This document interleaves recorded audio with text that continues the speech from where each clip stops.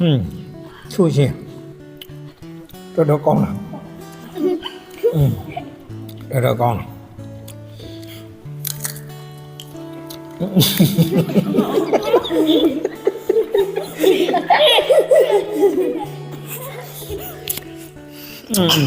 ထဲလာဒီနာလာကြမင်းတော်တော်ကောင်းတာမစားနဲ့ကောင်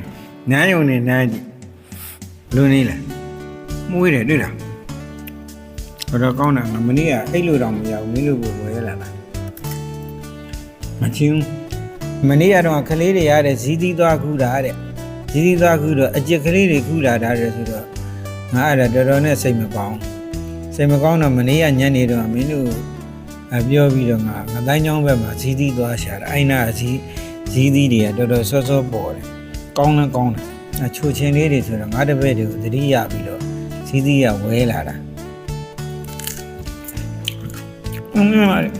ဒါတလုံးနဲ့တလုံးမတူသူအဲ့မှာကြီးပင်နေရအများကြီးပဲခုနဟာကြတော့ချိုးချင်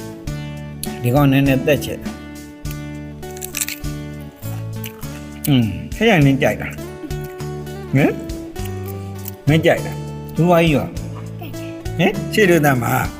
အေးကြပြန်ဒူဝါကြီးရကြိုက်တာကြိုက်တယ်ကြိုက်ရင်နင့်တကြိုက်ကျွေးအောင်လည်းသွားလည်းမရှိ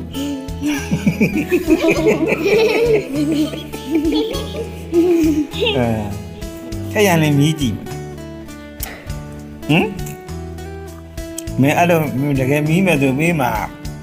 ဒီဟာလေးမြည်မှာမင်းမမြည်ရင်ဒူဝါကြီးကကျွေးလိုက်တော့မှာမြည်မှာလားကဲကြိုက်တာကြိုက်ပါရဲ